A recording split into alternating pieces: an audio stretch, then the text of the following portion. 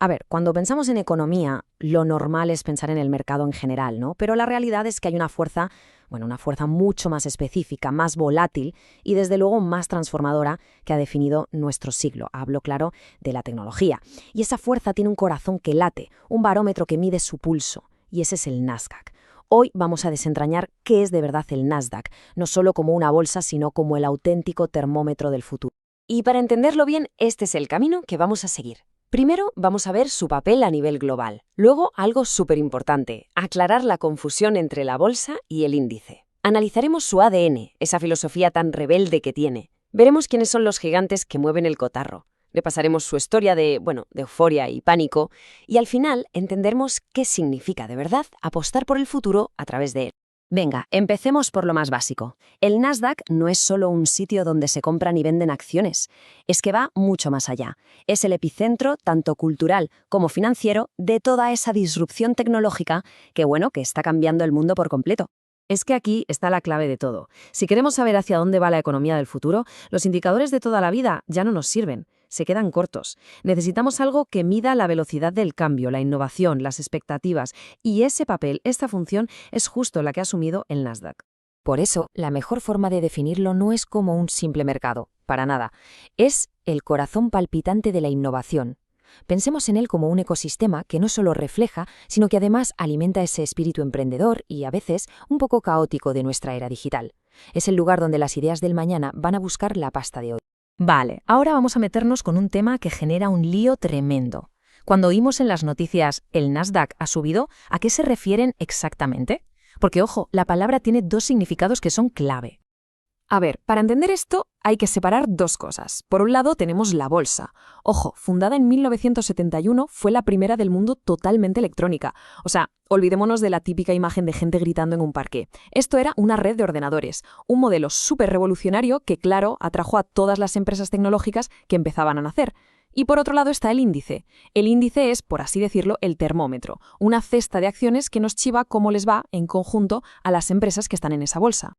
Y dentro de los índices hay dos que son los importantes. Primero está el Nasdaq Composite, que es como el universo completo. Ahí están todas, más de 2.500 empresas. Pero la verdad, el que se lleva todos los titulares, el que siguen los grandes inversores, ese es el Nasdaq 100.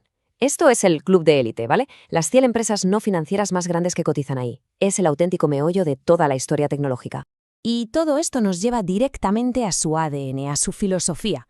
Porque, a ver, el Nasdaq no es un mercado neutral y ya está. ¿Qué va? Tiene una personalidad muy, muy marcada. Es casi como un rebelde que siempre ha apostado por lo nuevo en lugar de lo de siempre, lo establecido. Podríamos resumir su ADN en tres principios básicos. Primero, el crecimiento por encima de la tradición. Se centra en empresas del futuro, de esas que lo reinvierten absolutamente todo para crecer, aunque todavía no ganen dinero. Segundo, la tecnología es casi una religión para ellos. Su propia plataforma, al ser digital, atrajo a las tecnológicas y eso reforzó su imagen, que a su vez atrajo a más. Un círculo virtuoso, vamos. Y tercero, la volatilidad es parte del trato. Es que si tu valor se basa en lo que se espera de ti en el futuro y no en lo que ganas hoy, pues las subidas y bajadas bestiales son simplemente parte del juego. Entonces, si el Nasdaq 100 es ese club de élite de la tecnología, la pregunta es obvia: ¿quiénes son sus miembros más influyentes? O sea, ¿quiénes son los que de verdad mueven los hilos del índice? La concentración del índice es alucinante. Fijaos, cerca del 50% es tecnología pura y dura, software, hardware, semiconductores. Luego hay un 20% de consumo, pero ojo, no es el consumo tradicional. Aquí hablamos de empresas como Amazon o Tesla. Y otro 20% en comunicación, que son Meta o Google. No son sectores separados, todos están hasta arriba de tecnología. Y un dato que es clave: las finanzas, la vieja economía, están fuera a propósito. Y dentro de ese 50% de tecnología hay una frase que lo resume todo a la perfección. Los semiconductores son el nuevo petróleo. Y es que es así. Los chips, empresas como Nvidia o Broadcom son la base, la infraestructura sobre la que se construye todo lo demás. Desde la inteligencia artificial hasta los centros de datos, su peso es, de verdad, absolutamente crítico. Y aquí llegamos a un punto que, la verdad, distorsiona bastante la realidad del índice. Más del 40%, y a veces roza el 50%, del valor total del Nasdaq 100 depende de solo 7 empresas. 7. Esto es lo que se conoce como hiperconcentración. Es una auténtica barbaridad. Y claro, no son empresas desconocidas, ni mucho menos, son las famosas 7 magníficas. ¿Qué significa esto? Pues que el rendimiento del índice no es en realidad el de 100 empresas, es de este pequeño club, este oligopolio tecnológico global. El movimiento de una sola de ellas tiene un impacto descomunal en el resultado de todo el índice. Claro, con una estructura tan concentrada y tan volátil, pues no es de extrañar que su historia sea una auténtica montaña rusa. Una crónica de euforia loca, pánico absoluto y recuperaciones, la verdad, espectaculares. La historia que lo define todo sin duda es laburbuja.com. A ver, desde 1995 el índice vivió un ascenso que era una locura, una subida parabólica. Era una histeria colectiva donde cualquier empresa que tuviera un .com en el nombre ya valía miles de millones. Tocó un pico de más de 5.000 puntos en marzo del año 2000, para después, en solo 2 años, desplomarse casi un 80%. Un colapso, vamos, catastrófico. El punto clave aquí es la lección que nos dejó todo aquello. Fue una clase magistral y además brutal sobre los peligros de valorar empresas basándose solo en la euforia, y también sobre cómo el pánico puede destruir valor a una velocidad de vértigo. Es una cicatriz que el Nasdaq desde luego siempre va a llevar consigo. Vale, visto todo esto, su historia, su composición, la pregunta es, ¿qué significa de verdad invertir en el Nasdaq hoy? ¿Es solo una decisión de dinero o es algo más? A ver, la mejor forma de pillar el carácter del Nasdaq es comparándolo con el S&P 500, que es el índice de la economía normal, por así decirlo. Mientras que el S&P 500 es amplio, diversificado, el Nasdaq 100 es temático, está súper concentrado. El S&P tiene empresas maduras que pagan dividendos, en el Nasdaq están las que reinvierten hasta el último céntimo para crecer. Y claro, la consecuencia de todo esto, pues una volatilidad muchísimo más alta. Sube como un cohete, pero también cae en picado.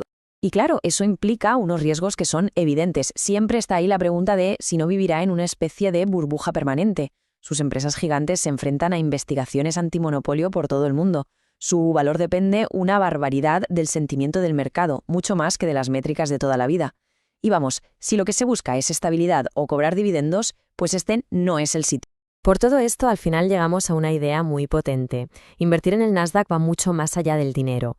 Es casi una declaración de principios, una toma de posición filosófica sobre hacia dónde va el mundo. Es creer que la respuesta a los grandes problemas y la mayor fuente de creación de valor van a venir sí o sí de la tecnología. En el fondo, es simplemente esto. Es una apuesta, a cara o cruz, a que la inteligencia artificial, la biotecnología, el cloud computing, a que toda esa ola de disrupción va a seguir siendo el motor principal de la economía global en las próximas décadas. Ni más ni menos. Así que al final el Nasdaq encarna una dualidad perfecta, ¿no? Es el sueño especulativo de un futuro que puede ser increíble y al mismo tiempo es la pesadilla de una volatilidad que puede dar mucho miedo. Y la pregunta que nos deja en el aire, la que cada uno tiene que responderse, es esta.